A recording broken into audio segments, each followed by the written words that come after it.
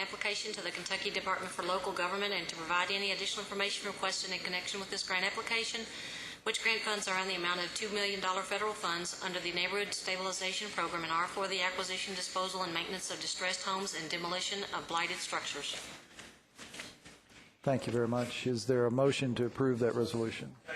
Councilmember Beard has moved that resolution be adopted. Councilmember Stinnett has seconded the motion. Is there any discussion? I see none, so I think we're prepared to vote. Those in favor, please indicate by voting aye electronically. Those opposed, vote nay electronically. And Madam Clerk, please call the roll. We're actually not using this system All right. for this, just short, brief, it's more trouble than it's worth. So if you'll just call the roll, we'll be Yes, in good shape. I will. Ms. Feigl? Ms. Feigl? Yes. Thank you. Ms. Gorton? Aye. Ms. Henson? Yes. Ms. James? Yes. Mr. Lane? Yes. Ms. Lawless? Yes. Mr. Martin? Yes. Mr. McCord? Yes. Mr. Myers? Yes. Mr. Stinnett? Mr. Beard? Aye. Mr. Blues? Ms. Crosby? And Mr. Elliger? Thanks. Thank you very much. That resolution is adopted. Is there a motion that we adjourn? I have a motion by Councilmember Stinnett and a second by Councilmember Myers that we adjourn. All in favor, please say aye. Aye. All opposed, no. Motion carries.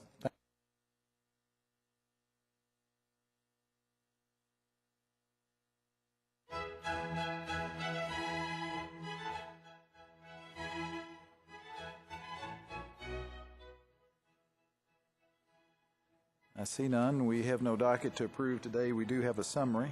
Is there a motion? Move approval. Is there a second? Second. Have a motion by Councilmember Gorton, a second by Councilmember Ellinger to approve the summary from January 20th. Any discussion? All in favor, please say aye. Aye. All opposed, no. Motion carries. We have no budget amendments, but we do have 4 new business items today. Second. Councilmember Beard has moved approval of the new business items, and Councilmember Gordon has seconded that motion. Is there any discussion? Councilmember Stinnett. I think it would be good and possibly appropriate. I know Charlie Martin's here. If you could briefly give us the background on item D, just so there's no misunderstanding about what we're changing out there. I think that would be great for the public who are watching today.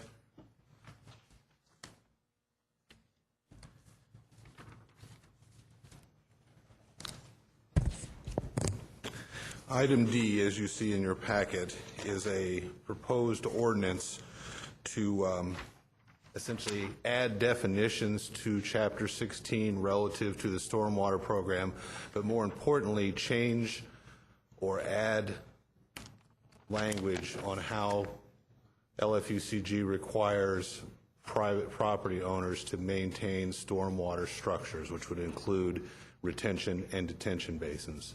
And what we've proposed here is consistent with what the current policy has been.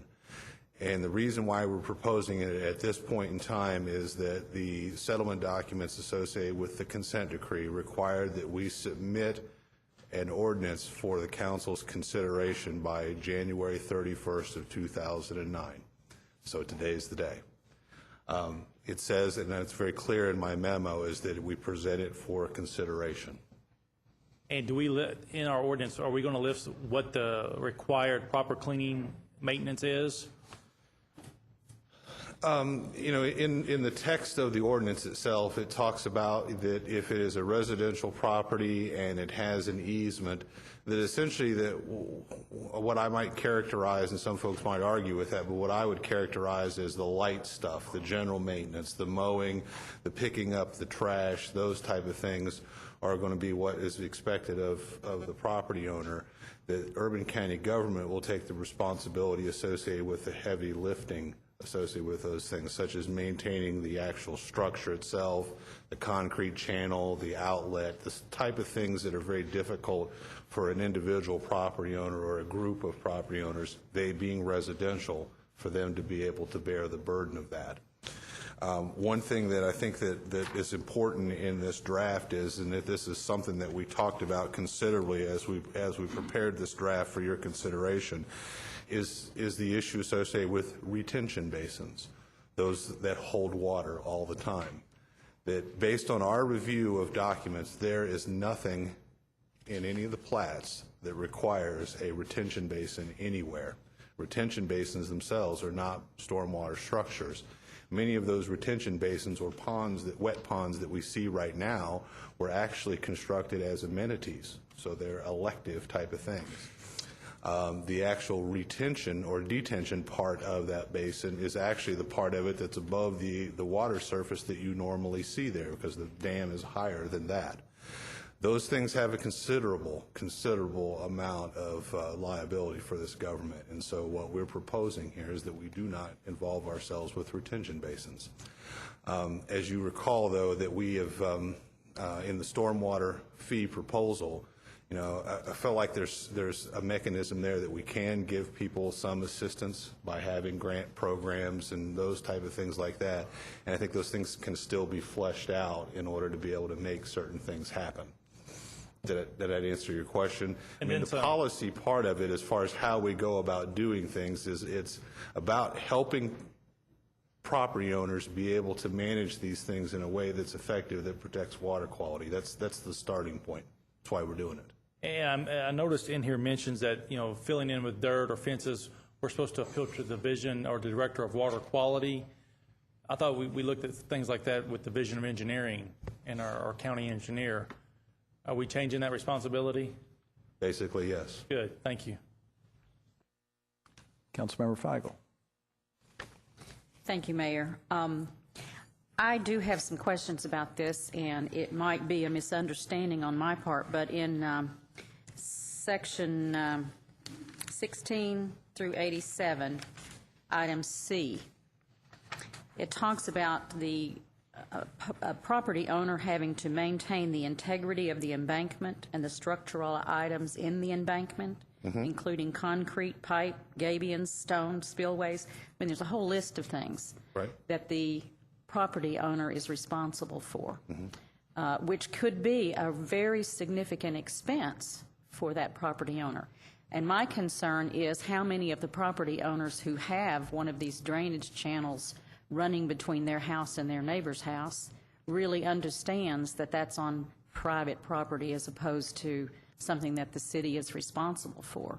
I just think this has a lot of implications for homeowners or for property owners where they may not be aware of this. You're right. There is a lot of, I mean, we've looked at this over and over again, but on C, I'll point out to some very important language here, and it's in that first sentence, where no public easement exists. We have no legal right to enter that property in the first place. So, you know, in those cases, how we can take over some of the, what I called the heavy lifting earlier, the structural type of things, those things, if a group of residential property owners or individual property owner wants to try to figure out a way to be able to lessen themselves of the burden, I will refer you to the next page, item I. Nothing herein shall preclude the Urban County government from assuming responsibility to maintain any stormwater control device pursuant to contract, easement, or other legal arrangement. We felt like that language was really, really important in here because, you know, this is one of those things that you turn the object on all these different sides, and there's a million different sides to it. Well, to take this a step further, then there would be some concern about how this would be enforced, and how if the homeowners would be given an option to grant that easement to the city so that they could come in and do the work, or would they be required within a certain period of time to get this particular kind of work done. I'm not quite sure what it says about how the homeowner is going to feel responsible for this, and if they know what their options are. And another valid concern. I mean, one of the things that we were working on in parallel with this is revising the ordinances regarding how we go about doing the entire enforcement program, something else that EPA and the Cabinet wanted very strongly. It still needs a lot of work, and because it did not have a deadline associated to it, as this one did with the consent decree, we did not bring that forward. It still needs a lot of work. But you're right, that's the devil's in the details, and how we go about dealing with somebody either through a heavy-handed enforcement program or one that allows you to work with folks to be able to get to a resolution.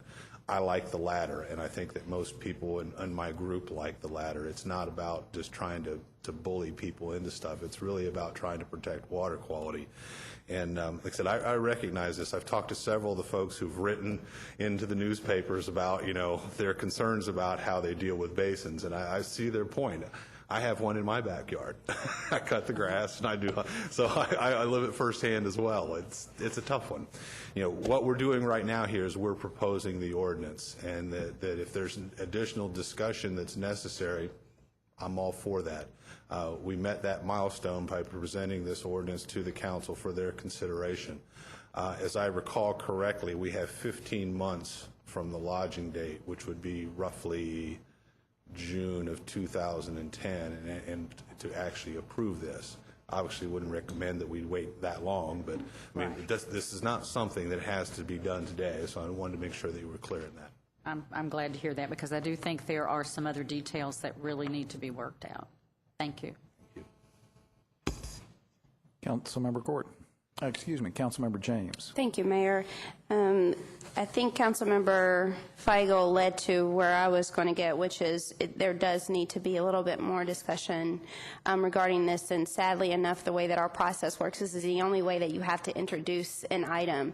But what I would support, and I know there are others that want to speak on this item, but what I would support is for this item to be placed into one of our standing committees for processing, because this does have a significant property owner impact. It could, depending on where it is, and we want to have all of our folks involved as much as possible and have the opportunity for our districts to know that this is going on and to be able to give input. So I'll allow further discussion, but I hope that preferably from somebody maybe on the Stormwater Oversight Committee, since that's something I'm sure you all have talked about this and maybe thought that this needed to come forward and are in support of it. But let's bring this forward to as many folks as possible and discuss this.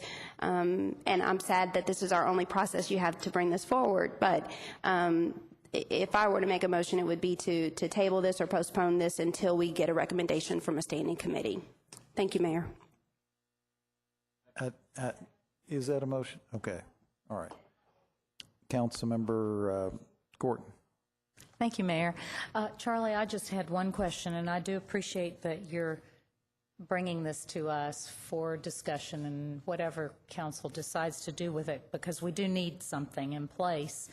Are you thinking, just a follow-on question to the enforcement, are you thinking any enforcement would be housed in the compliance office? I'm looking at Commissioner Taylor, where the other compliance will be housed for stormwater and consent decree. All compliance work related to those type of things will be in the department or Division of Environmental Policy. The way we're trying to set this up is that folks at the division level, whether it be in waste management or water quality, we do compliance work up to the point to where we just can't figure out a way to work it out, and then we refer it on to them for a more formal action. Well, and I think Councilmember Feigl brought up a really good point, the education piece. If, as we move on with this and have discussions, and we've got to figure out some way to educate the people in the community who have these facilities on their property. And I know that'll be a big part of your education push for the rest of the consent decree information. Yeah, it's in some ways it does have a parallel to the discussions we're having on a weekly basis regarding the task force, is that how much of an obligation is LFUCG willing to take on? It's really about how much of a financial commitment we're willing to take on, because in any way, shape, or form is that maintenance has a financial obligation to it, and there's expectations, and I think they're fairly high, especially when it's people's backyards, because that's what mine is. It's my backyard. Do you anticipate in the education piece using the website, our website, to a great degree for this? I mean, Funny you mentioned that. it's a I had about a natural- half-hour conversation with our website person today. Okay, good, good. Thank you very much. Councilmember Myers. Thank you, Mayor. Charlie, that was a great segue when you talked about how much we want to take on as a government in terms of maintenance. When you go back to I on page 18, can you read that again and explain? Is what you're saying there, if I were a property owner and I had a situation in my backyard, that if I wanted to deed an easement over to the city, that the city would then take responsibility for it? In general terms, yes. I'm sure it's obviously going to be a lot more complicated than that, depending on what the terms and conditions associated with an easement are. An easement can be a lot of different things, but in a very basic sense today, if we don't have the ability to get a piece of equipment in there, that's going to be very difficult. And that's part of the problem with, I think, with some of these that don't have easements to start with, is that they were built such as that houses are all the way around them. And I believe there's one out off of Liberty Road that I've seen pictures of. There is just no way to get to the thing unless we have a helicopter, and I'm not so sure that'll do us any good either. I'm thinking more off of Bold Bitter, where we've got a situation back there. And that might be, Councilman Myers, like I said, we spent a lot of time talking about this, and with, I believe it's somewhere between 12 and 1,400 basins in Fayette County or in the urban service area. There's a plethora of different scenarios, whether it be Bold Bitter or Liberty or Kennesaw Village or any of those other ones. No two seem to be a lot alike, and trying to find a ordinance or write an ordinance that's into a one-size-fits-all was very, very, very difficult. And that's why we inserted that language I to allow us some flexibility to be able to deal with those uncertainties. So how willing is the government going to be to accept those easements, provided you can get equipment back there? I mean, because it sounds like to me that if this goes through, that there's going to be a ton of people wanting to provide an easement to the government so they take responsibility for it. Potentially that there will be, yes. I'm not so sure I can answer that, since whatever easement I bring, you all have to approve. So what I will try to characterize to the council and to the administration is what the cost of doing that business is. Okay. Thank you. Councilmember Lane. Thank you, Mayor. My question, I guess, starts out with, if we were taking over the residential storm drainage and detention areas and all that, we would already have either fee simple ownership or an easement over them before we would take over the operation? Are we already obligated to operate those if we have the fee simple or easement agreement? What's our current obligation? This represents basically what our current policy has been. One of the reasons why we're codifying this is that because I don't believe there is anything that's been codified, and that's what EPA was pointing out. Our current policy has been is that if it has an easement, that we will maintain the structural things. There is some uniqueness that you find with certain plats, because usually the recorded plat is what dictates the terms of them. And as you look through them, each one of them are a little bit different, a little bit different, a little bit different. And that's one of our concerns about this as well, as far as moving forward, is that we're hopeful that we're not contradicting a language that's on a recorded plat. We believe that we are not. But I guess your question is that what are we obligating ourselves to? Right now, we don't believe we're obligating ourselves to anything more than what current policy has been. Okay. Do you have a listing of all the detention areas, and do you prepare an annual budget for the estimated costs for maintaining each detention? I mean, I presume you have to cut grass and prune trees and bushes and maybe repair spillways. I mean, I don't know what all you do in maintaining those, but what are your obligations in? Well, we don't cut grass. In 1687A, the property owner is responsible for mowing the grass. They're responsible for the landscaping, algae, and just general debris. We do the heavy stuff, large limbs or a huge amount of silt or repairing the channel. In the past, we haven't budgeted anything for them. which is part of the reason why we're having to do this, is because that's what we got sued for, one of the many components of which we got sued for.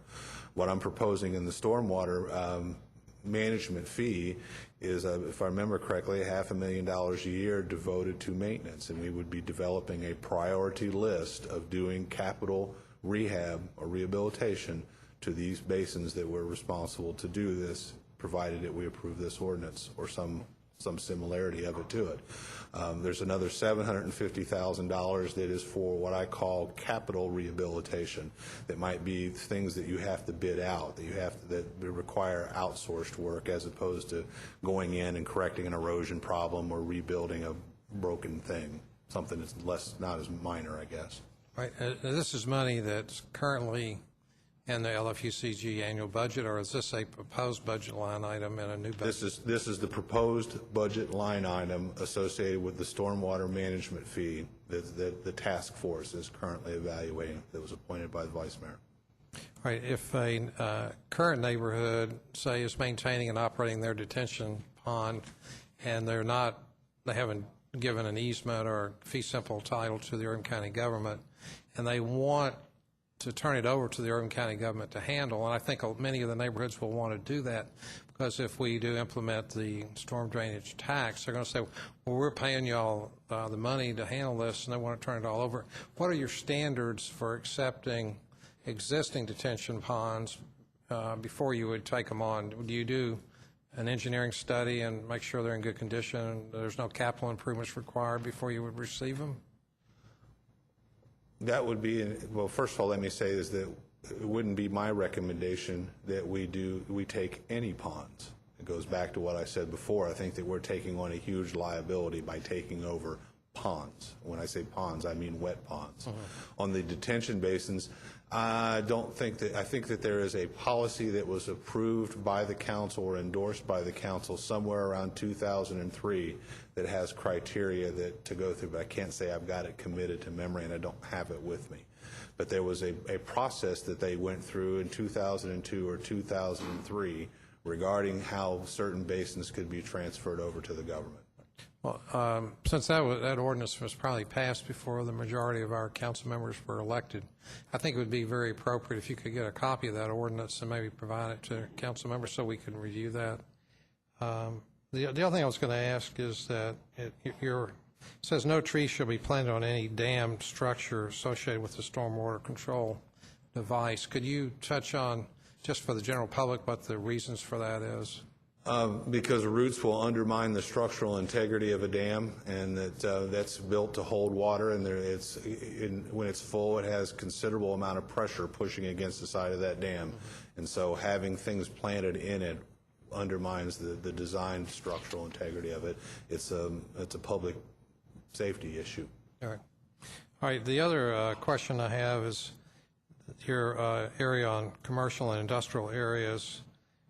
You know, you're indicating that the maintenance and repair of all these devices will be by the owners of the property. Yet at the same time, we're proposing a fairly large stormwater fee because a shopping center, a school, an airport, you know, these properties are churches that would discharge a lot of water into the detention area. My question is that are we planning on offering these entities, if they're maintaining, paying the maintenance and operating these, there's no cost to the Irvine County government, will they receive some type of discount on their storm fee to offset There's 20% credit that's on the table right now, but obviously that's open for discussion, and that's part of, I think that's next week, is it not, Councilman Gordon? This week, I'm sorry, we've moved into the next week. This week's topic for the task force has to do with the credit program. Right. So this would be a good week for the people that own churches, schools, shopping centers and all that, maybe to attend the meeting, and maybe they would have some input on that. Okay, I think that does most of my questions. Thank you very much, Charlie. Thank you. Councilmember Stinnett. Thank you, Mayor. Charlie, I just want to clarify one thing. Those of us have been working on stormwater for several years, and through our work, these are things that we've required people or asked people to do for years. All this does is put it in writing, so that now, going forward, we have something to show people what we're asking them to do. In regards to the conservation easements that we've talked about too, That's what we're going to actually have at our next water resource meeting, that same discussion about how do we get on private property so we can assist people that don't have the money to repair a creek bank or have a home that's actually going into a creek that they own. So this is just actually putting teeth into what we've asked people and been trying to enforce for years but haven't been able to because we don't have any language in our code that spells it out. Is that a fair statement? You said it better than I could have. Because this doesn't change anything that we already asked people to do. And we've tried to enforce it, but we really just hadn't had any way to do so. I think this is just a start. There's a lot more points to this and a lot more recommendations you'll be bringing forward of changes to our articles in the future to comply with the EPA. So this is just the first step and actually putting in writing what we've been asking people to do all these years. Thank you. Councilmember Myers. Thank you, Mayor. I agree with what Councilman Stinnett said, except for one point, and that is if we codify this, then now all of a sudden we have the ability to enforce it. And I have a situation over on Beulah Park and Bo Bitter where the city wasn't doing its job in the beginning, and there's a big easement in between the two backyards. The city would never go out and cut the grass. So the constituents out there, this is before I came on council, finally got together and approached the city and said, what can we do about this problem? What can we do to mitigate the problem? The solution was to have the city divide the property and deed it to the property owners. The problem is we've got a storm drainage system going through the middle of that has never been taken care of. It's never been maintained. But now, where it used to be an easement and the city owned the property and was responsible for it, but never did anything with it, now those property owners own it. So if we codify this, then now those property owners are going to have to fix that situation. And now we've codified it in a way that suddenly the government has a way to mandate that they fix it. So while I understand that this has to be done and that the policy in the past has been that if it's private property, the property owner has to take care of it, there are situations in which we're burdening property owners in a way that we need to have more discussion about before that happens. And so I would move to put this into planning so that we can take a further look at it. Second. Was that Councilmember James that seconded the motion? Okay, the motion from Councilmember Myers is to refer item D to the Planning Committee. That's correct. That was seconded by Councilmember James. Is there any discussion on the motion to refer? Councilmember Stinnett. Thank you, Mayor. So the Councilmember Myers' point, we're talking about private property. We're not talking about property that LFUCG owns. Correct, Charlie? This article is talking about changing for private property. This is talking about that is private property that we have an easement for. So I think that Councilman Myers' point is somewhat correct in that you know, really I think the crux of what you said is a big part of our enforcement issue. We don't maintain the things that we have. So in this case, if I understood you correctly, we transferred the ownership over to somebody else and said, here, you maintain it. Well, you know, in that case, not knowing the details of it, there's nothing that prevents them from transferring back to it. But we can do this tennis game with the ownership of the property all day, but it doesn't do anything for water quality, and it doesn't do anything to maintain it.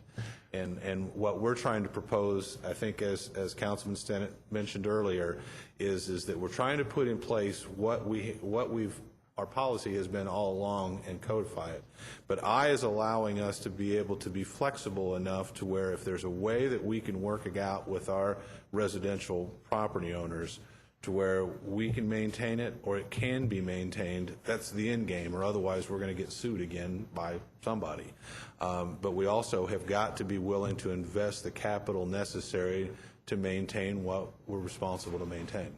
So once again, this puts into writing not only private property, such as private retention basins, private streams, but also any easements that we have on private property will have to abide by this too. Because we do own retention basins, LFUCG does, that we maintain. Will we have to abide by that too, or is that not covered under this change? Well, it's certainly my intention that we're going to maintain the stuff that we own. And the ones we give away via easement, this is what applies to those things as well. Right, exactly. Okay. But it's my intention, and that's what I'm trying to propose in the stormwater management fee, is that we have a program that we maintain our infrastructure, all the way from that curb inlet that's on the corner of your street, all the way down to where it discharges into the waters of the United States. That's what we're supposed to be doing. Because, again, this language only speaks to privately owned stormwater controls, Correct. not LFUCG owned. Right. Councilmember Beard, then Councilmember Myers. Thank you, Mayor. Charlie, you said at the outset that this had to be done by January 31st, 2009. And it presented, not... I'll point you to the memo on page, I believe it's 12 of your packet. And in italics, it says, develop and propose an ordinance that would require these things. Develop and propose being the key phrase. During the course of our discussions with EPA and the Cabinet, it was clear that we can't burden the council to approve any ordinance. All we can do is develop and propose, which is what was finally agreed to as a performance standard. Clearly, the council, only the council has the power to approve an ordinance or change an ordinance. In the consent decree, there is language that says, I believe, that 15 months from the lodging date that we have to have taken some action, so that they didn't give us a completely free pass on that. So when is that deadline? That would be 15 months, so it would be summer of next year. Next year. But we've got several other ordinances that are coming, and as I said before, I mean, I wouldn't recommend that we wait that long. This is an issue that's ongoing, and we have to develop procedures. We've got a lot of other things that we have to do, and that what we're proposing in the stormwater management fee, and this is something that is a fair discussion for that, is that whatever obligations that we arrive at as a government is that we fund what we're going to do and do what we say we're going to do. Well, we got to be aware of what that is before we can actually determine what that fee is and what offsets and such that might be involved. But as Mr. Stannett said, is that what we started from is this is what we've been doing for 5-6 years. Basically, this is what we have been doing. Are we ready to go out and start doing heavy-handed enforcement with various residents? I don't think we are. I mean, obviously, we have to ramp up our enforcement thing. But just to give you somewhat of a preview, I mean, what we're looking at is enforcement schedules. We're looking at a lot of different mechanisms that allows people to return to compliance rather than simply just collecting fines from people. The objective is returning ourselves to compliance, not collecting money. Well, I just wanted to be sure we weren't put into a box here and. No, I don't think so. Like I said, and that's why I wanted to make sure I kind of couched my comments on that we're proposing this ordinance because that's what the consent decree requires us to do. And so we can say we've met that milestone. I will ask the council to give this careful and swift consideration, but deliberate consideration. Because there are others in the queue coming at us. Absolutely. Okay, thank you. Thank you, Mayor. Councilmember Myers. Thank you, Mayor. Just quickly, I agree with everything that you said, Charlie, and the significance of this is that when you talked about transferring back and forth from the property owner to the government, but nothing really happens, that's the significance of this. The reason that the property owners now own that property is because the government didn't take care of it. And so in order to mitigate the grass not being cut, because they didn't have no legal right to go cut the grass, it was deeded to the property owners. What I'm hearing you say is that your stormwater mitigation or your stormwater management fee can be used once we determine what this ordinance is going to really say at the end of the day to mitigate those issues. So what I want to do is make sure that doesn't get narrowed down to the point that, you know, the first few neighborhoods or whatever get their easements done and turn back over to the city. The stormwater management fee covers those, but the need got to be too great. And so those others the city no longer accepts those easements because they don't want to take over that responsibility. And so at that point, everybody else is kind of shut out. So I think you're on the right path. The stormwater management fee is what needs to happen to cover these issues. And if we'd had that in place 4 or 5 years ago, actually it's probably 6 or 7 years ago, then these property owners wouldn't have had to take over that property in order to maintain it. The city would have done it through this fee. That's why I think it's important to put this in the committee and hash those things out before we move forward with it. Thank you. Councilmember Feigl. Very quickly, I am glad this is going into committee. I think that's the best place for it. But saying that, I have one other question. Aren't there some environmental limitations associated with cleaning out drainage channels in terms of disturbing the environment and habitats and that type of thing? I've been told that's the case. In certain cases, there will be. I mean, in these basins, the detention basins, I mean, they were designed basically to be stormwater quantity or flooding type of things. Obviously, we don't want to go in there and disturb the embankment or create an erosion problem and all that. Getting into a stream, you're right, is a much, much different element of things.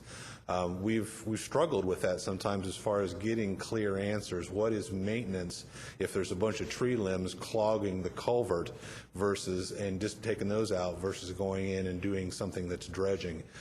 We think we've got greater clarity here recently as far as what the fine line of it is, but there's a lot of work that needs to be done. So you are correct. There are environmental considerations if you get into waters of the Commonwealth, I guess. I would think that kind of information might be helpful as we consider this ordinance in our planning session. So if we could get some of that information along with this, I would appreciate that. Okay. All right, the question is on the motion to refer item D to the Planning Committee. Any further discussion? Councilmember Blues? Thank you, Mayor. Charlie, once again, as I understand this, what we're doing here and considering putting this ordinance on the docket is that we would codify, clarify what is already implicit in our code. I wouldn't say it's implicit in our code as much as it is part of the way we conduct our business through policy. Okay, better said, and that this is a key step to define the reality of the need of property owners to deal with the stormwater situations on their property. That can then also the question of the extent to which government can assist, should assist, can be, and those discussions can be predicated on this piece of legislation. Okay. And it's for that reason that I think we should go forward with, as Councilmember Stinnett says, has already been part of our process for quite some time, and that there is no need to put this in committee. Thank you, Mayor. Thank you. Councilmember James. Thank you, Mayor. Just in response to Councilmember Blues, I've been a council member for 2 years and a month or so, and even I don't necessarily know what all the stormwater control structures are. I don't think our residents know what that term necessarily means. I think there's language here that we need to be clear to identify for our residents that may be impacted by this. And we don't have another opportunity for discussion, because if this were to move forward right now in the current process, it just kind of jumps to a first reading, second reading, and maybe even somebody will try to suspend the rules and do second reading at that time. So I hope that by your comments, you're supporting the standing committee discussion, because I think that will open it up for more folks than would have been able to catch this on GTV3 today, and we have 6 people that are sitting in our chairs, maybe 9, and half of them are government employees, or more than half. So I don't know that we're going to get the conversation today that we need. So I hope that you are in support of the standing committee, and maybe I'm not clear on your comments, but I do hope that you all will support this going to standing committee. Thank you. Councilmember Gordon. Just one final quick comment. I tend to agree with both Councilmember Stinnett and Blues. However, I think Councilmember James brought up the good point that we can have full discussion of this in the committee, and the Planning Committee could hear this at its February meeting, and so that we wouldn't have to delay it more than from February. All right, I think the question now is on the issue of whether we should refer item D to the Planning Committee. If there's any further discussion, we'll hear that. If not, Councilmember Lane. I'm sorry. Thank you, Mayor. One other benefit of referring it into committee is that I think we should outreach to the neighborhood associations and to the shopping centers, schools, churches, anybody that's going to be, just about everybody will be impacted because everybody's going to be paying, so that they could be a little bit more knowledgeable about it, whether we do it now or later. But I think earlier on is better than later, so that we can address any of the issues that may be coming forward. Because I feel like this is a new fee, and it is going to be a little bit controversial, and the more we talk with the constituents and they understand the program a little bit better. I'm not talking about this ordinance, I'm talking about the stormwater fee. But these link in together is the way I see it. Any further discussion? Then those in favor of referring the item to the Planning Committee, item D, to the Planning Committee, please indicate by voting aye. Those opposed, vote nay.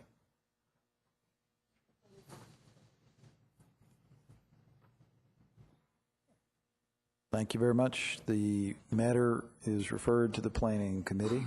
That takes us back now to the original item on the agenda, which was the approval of the new business items. And the question now is on the approval of new business items A through C. Any discussion? Those in favor of approving those new business items, please indicate by saying aye. Opposed, no. Motion carries. We're now down to presentations, the first of which is from the Planning Committee. And Commissioner Bennett, if you'll come on up, we'll be ready to go on the pension fund report. Councilmember Gordon. Thank you, Mayor. The Planning Committee met on January the 20th, and I appreciate the confidence of the committee to elect me chair, and Councilmember Blues is the vice chair. The first item of business was the electrical inspector fee schedule, which came back to the committee for a second time, and Acting Commissioner Webb and Dewey Crow of Building Inspection helped us with our discussion of this fee schedule. The Law Department is working on changes to the existing contract, and we also heard from purchasing on this item, and it will be kept in committee for further discussion. The second item that was discussed is the Newtown Pike Design Ordinance. Chris King, Director of Planning, and Andrew Grunwald gave us a presentation on the Newtown Pike Extension commercial design and property access standards.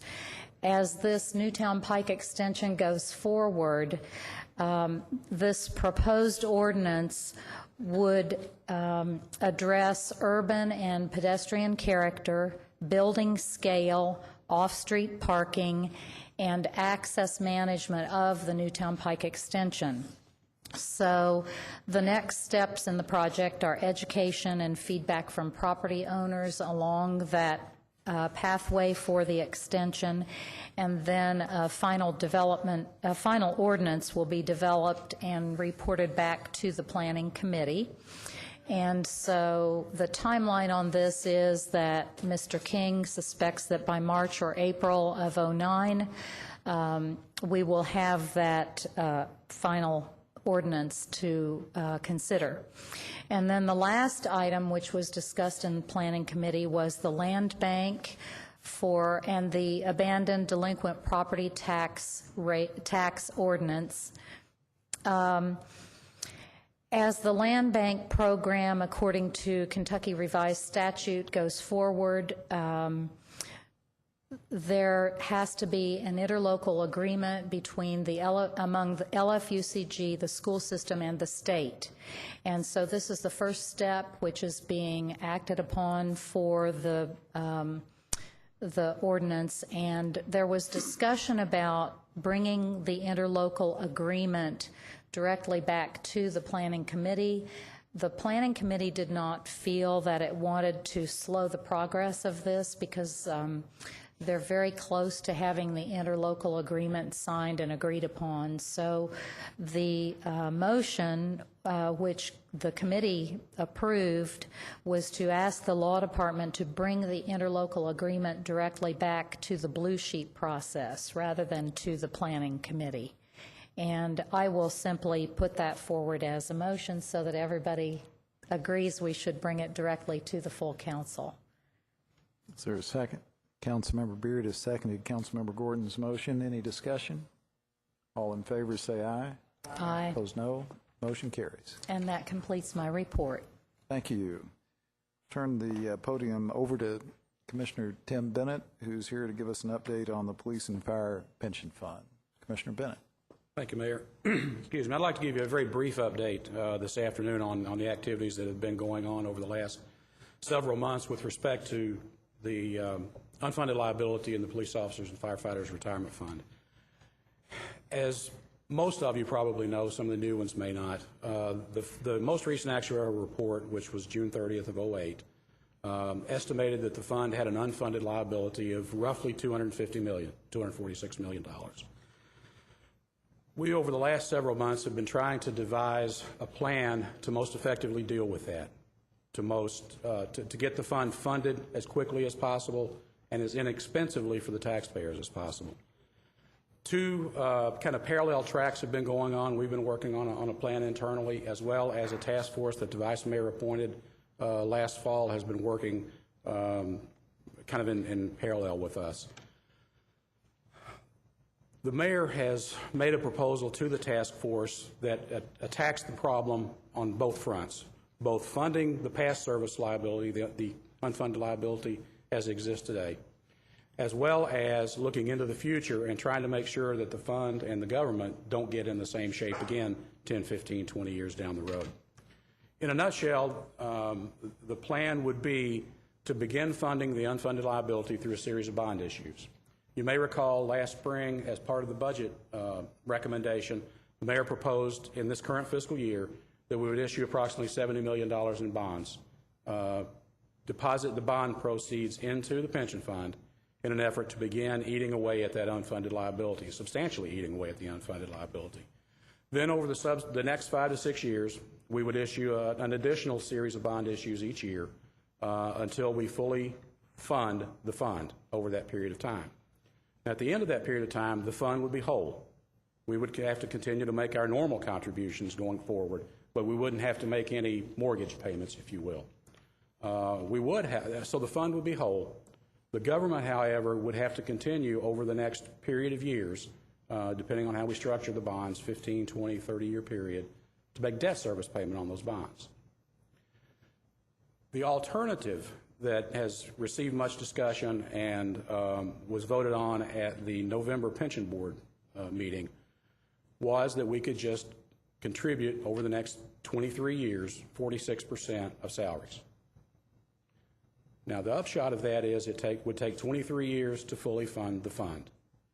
The other piece of that is it's substantially more expensive to fund the fund that way, because even though you're contributing a flat percentage rate, 46%, as salaries go up, your 46% is applied to higher base, and your contribution to the fund is going to go up each year, as opposed to the bond issues, which give you a level payment over the life of the bonds, very similar to your home mortgage. You have a flat rate, you pay the same dollar amount each year. That's dealing with the unfunded liability piece of it. Looking forward, what the Mayor has recommended is that we adopt for our new hires only, both in police and fire, sworn personnel, retirement benefits equivalent to, or that mirror is the term the Mayor has used, that mirror the benefits in the county employees' retirement system for hazardous duty personnel. Effectively having the same benefit level, same benefit structure as all other police officers and firefighters, all other police officers and firefighters in the state, as well as what we have for our own corrections personnel here in Fayette County. They're currently part of the CERS system. So that gets us on an even playing field in terms of recruiting talent moving forward. It gets us a stable level of benefits moving forward that we think is sustainable as we look to the budget challenges that we're going to have in the coming years. So two very simple pieces. It's a complex issue, making them fit together, but conceptually it's fairly simple. Borrow money, go ahead and pay off the unfunded liability now. Change the benefit structure for the new hires moving forward so that it becomes a more sustainable obligation for the government. Key component is, and let me repeat, new hires only. No proposal to make any change in benefits for existing retirees or for existing employees when they retire. So we would hold those folks harmless. Mayor's recommendation has been made to the task force. The task force has not concluded its work yet. The next meeting is next Wednesday, a week from tomorrow. And I would anticipate an effort to try to wrap up those deliberations at that time, because we're coming up into the 2009 General Assembly session, which starts next week. It's a short session, so it's going to take some work to get anything through that we can reach agreement on.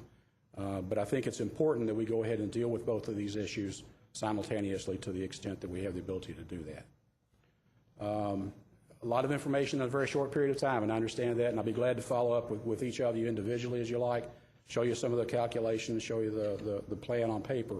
But just wanted to give you a very quick update today. Be glad to answer any questions you may have. One other piece of information I'll add, not only has the mayor made his proposal to the task force, but he's also had a series of meetings with both police and fire personnel to explain it to them, answer their questions too. So we've gone to some extra lengths from what we might otherwise have gone to try to get the message out, to try to help people understand what is being proposed, as importantly as what we're not proposing. So. All right, Councilmember Lane. Thank you, Mayor. Commissioner, Yes, sir. Do we have any kind of a go-ahead from the Police and Firefighters Pension Fund that they're in agreement with this plan so that they would be supportive of any legislation that would be going into Frankfurt for approval?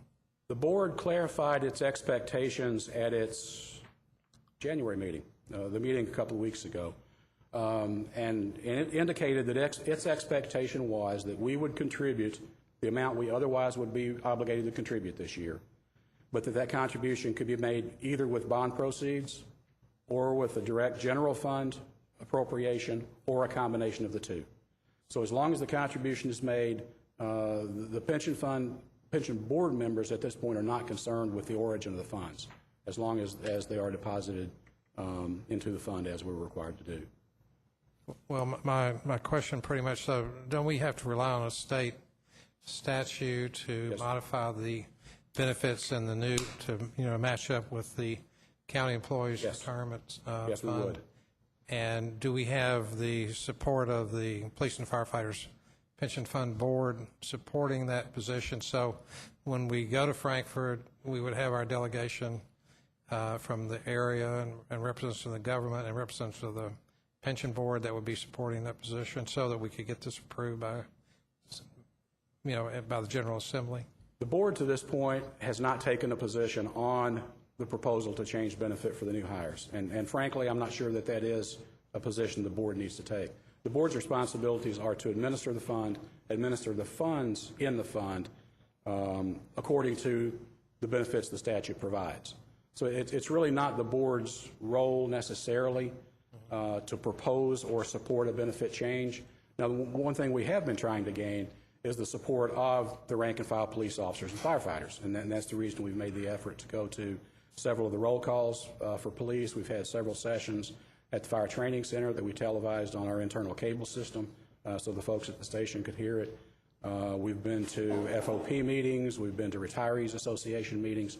So we've tried everything we could to get the word out, to help them understand what we're proposing, and to also help them understand the wisdom, in our opinion at least, of what we're proposing. So yes, the effort is to get some broad support for this. All right. Well, I mean, I think we have a very serious issue in taking care of the funding. I think the mayor's plan is good to use the bonding approach, and that would allow us to catch that up. And I think we need to, go to the current statewide benefits program so that it would be comparable with every other police and firefighter organization in the state, and it would be financially reasonable as a long-term burden on the taxpayers to cover that benefit. So I would be supportive. Thank you, Mayor. Thank you. Councilmember Beard. Thank you, Mayor. Commissioner, as I remember, there was a short comment made by Commissioner Coe concerning the unfunded liability for medical insurance. Do we have to address that, or is that being addressed, or what are we doing about that? She may want to address this, and she may not, but currently, we have to disclose that unfunded liability on our financial statements. There is no obligation to pre-fund it. We're currently under a statutory obligation to pre-fund the pension benefits side of the house, but there is no statutory obligation to pre-fund the health insurance benefits. We can continue to address those, at least in the near term, on a pay-as-you-go basis as we have been. So, with medical costs rising at 10 to 12% a year, this sounds like maybe more of a liability to the city than the original pension fund, or it could outstrip that number. And she threw a number out of 170, 80 million. Yeah, roughly 180 million is what the actuary has estimated. So we are behind the 8 ball already. The pre-funding doesn't necessarily take care of anything, does it? I mean, we don't know when the trigger's going to be pulled and we're going to be required to start paying for medical care of one form or another. We're already paying for medical Well, I know we care are, for the retirees. Yes. But again, we're at this point, we are able to do that, as we have in the past years, on a pay-as-you-go basis. Whatever the obligation is this year, we pay it this year for the benefits for the retirees. There's no obligation, unlike the pension side, there's no obligation that we pre-fund those benefits for future years. But would it be prudent to do so? Or to start addressing that liability? I think it would be prudent to at least investigate it, and Commissioner Coe is doing that as we speak. We have had some sessions looking at some alternatives that we might be able to employ to begin addressing that. Because when you add that to the 258 million or whatever, and take into consideration the fact that those numbers, I assume, are as of June 30th, and everybody knows what's happened to the stock market since then, that aggregate number could be huge, much huger than we've been talking about. That's correct.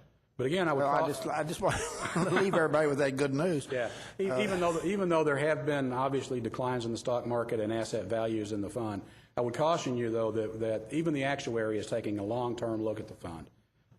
He's not necessarily measuring what's happened in the last 6 months. He's trying to project what's going to happen over the next 20 to 23 years. So, projections are, losses this year, recoveries in future years, so that on average, we can meet the projections over the next 20, 23 years. Oh, okay, thank you.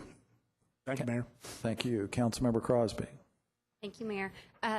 Commissioner Bennett, I was just wondering, you threw out a lot of different numbers and statistics, and obviously it's a very complicated subject. And normally we get a copy of the presentation, and I know it wasn't very formal, but is there any way that we could get a copy of what you're proposing so that we can have it in front of us while we're looking through it? Particularly, I know in the area of new hires, their disability changing and all their benefits and everything. I know that that's quite a significant change, and I'd like to be able to look at that a little bit more in depth. So, be glad to. The goal really today was kind of give you an update on what the mayor had proposed. Again, remembering that the task force has not completed its work, so we didn't want to really get crossways of that. And I've probably heard it 3 different times and still can't remember it. So I actually attended, I think, the pension fund meeting and everything, and it's just a lot of information. So if we could possibly get a copy, that would be great. Sure. Thank you. Be glad to. Councilmember Stinnett. Councilmember Stinnett. Thank you, Mayor. Just have one clarification. Can you give us the written proposal of everything you mentioned here to all the council members, kind of an outline? Yes. About the CR, and also with that, the disability definition? Yes. About what we're talking about there, because I don't think you've mentioned that in terms of what we're looking at on that definition. There really is not a whole lot of difference between our definition of disability and the CERS definition of disability. There is a substantial difference in the calculation of the amount of the benefit. But yeah, I'll be glad to get some. But aren't we also, didn't you also propose to the pension board or the pension task force to change that definition? The proposal would be to change, to use the CERS definition for the new hires. Yes. So can you give us that, Yes. what that new definition? Thank you. Yes. Any further questions for Commissioner Bennett? All right. Thank you very much. You're welcome. Is this for council report? All right. Councilmember Gordon. Thank you, Mayor. 2 items. The first is many of the folks in government know Melinda Milburn, who works in the council office, and I just wanted to publicly congratulate her. She ran the Phoenix Marathon on January the 18th, and she made a personal best. She ran it in 4 hours and 23 minutes, which is awesome. For those of us who don't run, I don't know how long it would take us, but that's really good, and I wanted to congratulate her. And then the second item is the Stormwater Fee Task Force. We met January 22nd, and we had a very extensive discussion of the costs and expenses which are projected for the to be covered by the stormwater fees.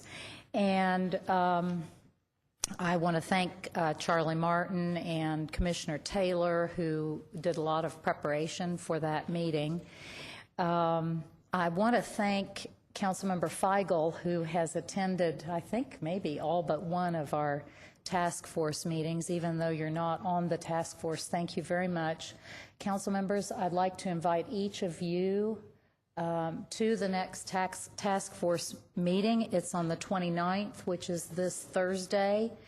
It is from 2 to 4 p.m. in the Central Library in the basement. And the total time will be dedicated to discussing the credit program. And I have been including all council members on packets of information. I think if any of you can attend and hear the discussion, we have wonderful discussion that's full-blown opportunity to ask questions, and I would welcome all of you to attend on Thursday. I don't know if, Kevin, you've been a big support on this and are on the task force, and if you had a comment on the task force also. Well, I just want to say, and reemphasize what you just said, invite all the council members to show up and come and take an active role, whether or not you can actually be there in person and reading the minutes and summary, because this issue is going to come to us here as a group in this room very soon, and a lot of us are putting a lot of time and a lot of work into knowing this issue and understanding the ins and outs. I know Councilmember James asked some great questions that all of us are going to have to follow up on the task force. We're down one council member, with Councilmember Blevins no longer being the council member, obviously. So I appreciate the discussion earlier, the 40 minutes we took to discuss item D today, but hopefully we can bring that enthusiasm to this task force and get this thing wrapped up, because, again, I know the mayor did his State of the Emerging Government address today, and we're all hopeful there in Budget and Finance Committee that we're going to balance this year's budget, but if we don't get something in place by the first of the fourth quarter of 09 fiscal year, we're going to be $1 million in the hole by the time we get to the end of the year. So that's not something we all want to just show up at the doorstep and have to face. We need to, if we're not going to get a fee passed before then, we need to start making other adjustments in government. I'm not advocating we have to by then, but we really need to keep within that time frame and get our work done. So it would be very helpful if everyone could show up or stay on top of this task of the task force and trying to get this fee ironed out and all the details. Thank you. So January 29th, 2 o'clock to 4 o'clock, Central Library basement. Thank you, Mayor. Thanks. Councilmember James. Thank you, Mayor. Councilmember Gordon, if I can ask a question real quick of your report out about the stormwater fee. A few of the citizens that attend have asked at what point, and maybe you've covered this and we've missed it, a public hearing or public input. The meetings are open to the public, and I believe towards the end there's given opportunity for kind of public comment, but they've really asked for kind of which I think is a good idea, just a public hearing or comment on what people think about everything related to stormwater. Do you have anything like that proposed in the agenda? Well, thank you for bringing this up. Yes, we do, first of all, have a time at the end of every meeting when public questions are taken. And we've had, I think, really good participation from the public. At some of the meetings, we've had 65, 70 people, which is rare for a task force. That's why we're meeting in a large venue. We have, thanks to our IT and computer folks, we've got all of the agendas and summaries on our website, and you can go on there and access that. And I think that we will certainly have a public meeting where we hear from the public. In fact, since this does involve a proposed fee, I don't ever remember a time when we have had a fee come forward that we have not had a public meeting. So that would be my intention, that we do that. Okay, great. I told those folks that I would mention that, and this was probably a good venue since others watching may be concerned as well. I do move to approve the neighborhood development fund list. Sir. Thank you. Councilmember James has moved to approve the NDF. Councilmember Gordon has seconded. Any discussion? All in favor, please say aye. Opposed, no. The motion carries. Thank you, Mayor. And I also would like to let council members and other government staff know that if you're not familiar with our Waste Buster program, it is coming to LFUCG is going to have to be a little bit accountable. Very soon, on Wednesday, February the 18th, there will be a waste audit conducted at our own recycling center, and that will be accessing the waste from several city buildings, including this building, the Government Center, the Phoenix Building, the Correctional Facility, the Parks and Rec Facility, and some police and fire facilities. We have an LFUCG green team that is kind of doing this, how can we be green? You probably read about it in the Employee Extra. And so with Bluegrass Pride and LFUCG's green team, they're going to go through this waste audit and in hopes that we can become part of the Waste Buster program. So this will just kind of give us a glimpse of how well LFUC, hopefully, I hope is the good way to describe it, how well we're doing with our current recycling methods and where there's room for improvement and to try to tackle that. So I will be happy to report out to you all the results of that, and I'm sure you will be hearing of some changes or seeing some changes around the Government Center and the other buildings that I listed based on that audit. So look for that. Thank you, Mayor. These waste studies are periodically referred to as dumpster dives, and if you haven't had the opportunity to participate in one, it is an interesting experience. So I would encourage you to participate if at all possible. Thanks, Councilmember James. Councilmember Stinnett. Thank you, Mayor. I first want to congratulate yourself on the third of your 4 upcoming State of the Emergent Government addresses. We appreciate the comments about the council today, and look forward to our retreat on Friday and making work of what you outlined going forward. So thank you for your address today. I also want to put out there, Mayor, if we could, I don't know if, I don't see Mike Webb here, but we're getting several calls and emails into our individual offices about particular streets. Can we go ice it? Are you going to be doing an update this evening about the weather and how we're going to be tackling these neighborhood streets? Because some people are having difficulty getting in and out of their neighborhoods via some hills. I know we're hitting the main arteries hard, but there's some individual streets people are starting to request we haven't salted yet. Are we going to announce anything on that? Let me try to answer in a general way, and then we'll talk about the specifics. As I'm sure everybody on the council knows, we have a snow removal plan that prioritizes our streets. Generally speaking, we try to get all the priority 1 streets plowed and salted. Then we move to the priority 2 streets, then to priority 3, and so forth. If, however, we get into a situation as we were this morning, where we might plow the priority 1s and be working on priority 2s, and all of a sudden we get hit with additional sleet, ice, snow, whatever, we'll go back and start working the priority 1s again to make sure we have those cleared. Therefore, we're trying to work through the streets on the basis that are outlined in the snow removal plan, and that's on the website in case you have constituents that want to take a look at it. Then go to lexingtonky.gov and should be able to locate it. To the degree there is a hill or some other area that is creating an abnormal problem, then I would encourage all of you to let Commissioner Webb know, and we'll get the folks in Streets and Roads to try to address that as promptly as possible. Thank you, Mayor. And again, I just want to reiterate to people watching that even though we are trying to get to priority 3 and 4 streets, now we're having to circle back to priority 1 this evening because the weather, once again, will be changing. And it's not that we're forgetting anybody. It's just that we're having to hit the main arteries and going back again and again. So thank you for that update, Mayor. And one last thing I have is our 6th District annual President's meeting tonight has been canceled. Mayor, thank you for offering to be there, but we'll reschedule for the 23rd of February, and we'll get the details of that ironed out. Thank you.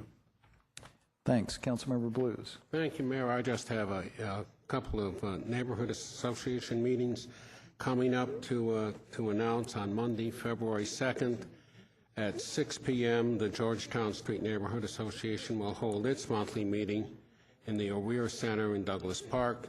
Several important issues and updates at that meeting, so I encourage the neighborhood to come out and to participate. And we appreciate at the last meeting the mayor being there with several of his team, and that was very helpful to the neighborhood. Thank you.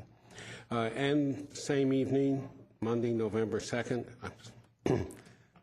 Let me update that. Monday, February 2, at 7 p.m., the Green Acres Neighborhood Association will hold its monthly meeting in the community center in Green Acres Park on LaSalle Road. Thank you, Mayor.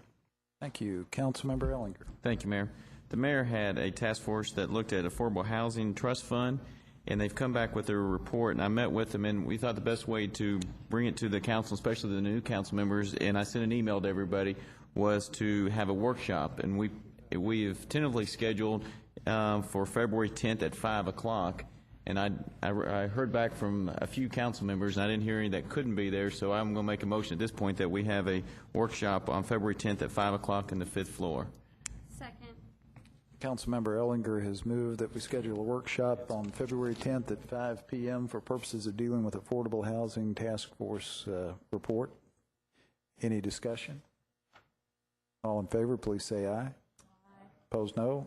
Motion carries. Thank you, Mayor. Thank you. Councilmember McCord. Thank you, Mayor. Just very quickly, I wanted to thank those folks who work in our Streets and Roads division for the work that they've been doing all day today, and I'm sure all night tonight. Their work is very much appreciated. The other thing I'd like to mention is that on Thursday and Friday of this week, again, we've got the folks from Columbus, the Columbus Downtown Planning Commission coming into Lexington to talk to us a little bit about how they do planning decisions in their downtown. I would encourage my colleagues to schedule time with Renee Jackson on Thursday and Friday with these folks as we move forward in making some of our decisions for downtown. Thank you, Mayor. Thank you. Councilmember Henson. Thank you, Mayor. First I wanted to say that I appreciate the work the Stormwater Task Force is doing. I have been reading the minutes thoroughly, and I know from what I've read, you're doing a fantastic job. So I think taking your time and covering all the bases. So I appreciate the work you're doing, and I would like to come to the meetings, but I'm unable to. There is a Cardinal Valley neighborhood meeting next Tuesday, the 3rd at 7 o'clock. They sent out their newsletters and there was an error. I believe that it said it was on February the 5th, but it's actually February the 3rd. So thank you, Mayor. Thank you. Councilmember Feigl.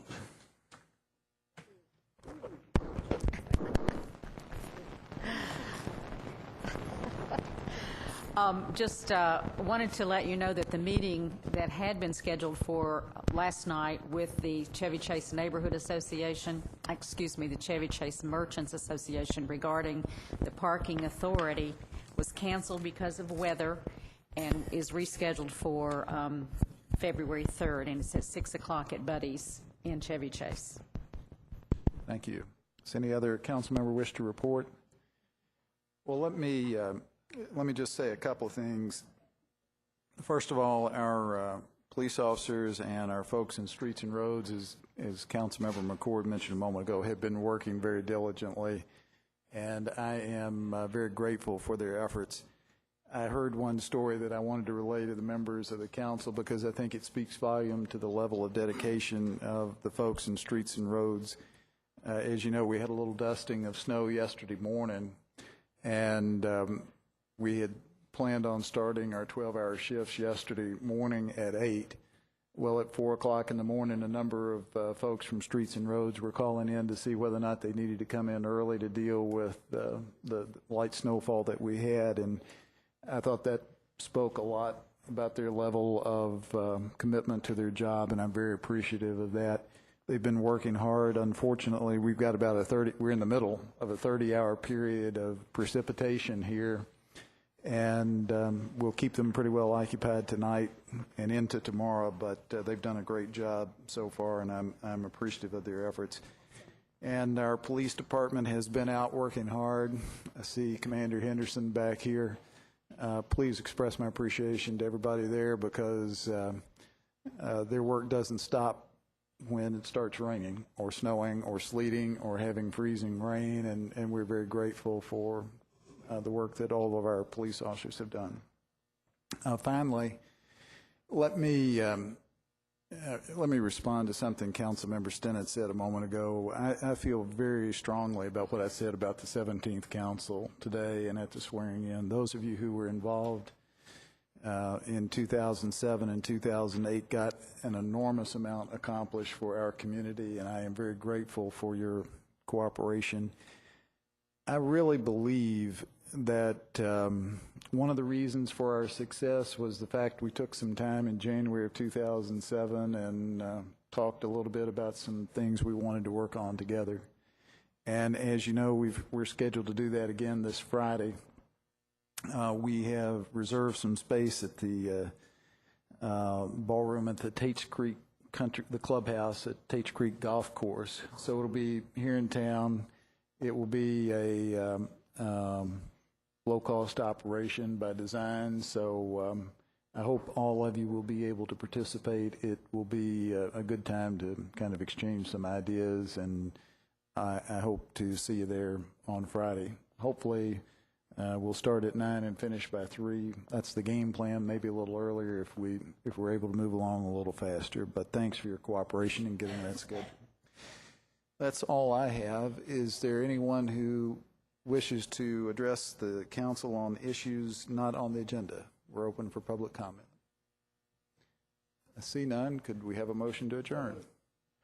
Have a motion by Councilmember Beard, a second by Councilmember Stinnett to adjourn. All in favor, please say aye. Opposed, no. Motion carries. Thank you.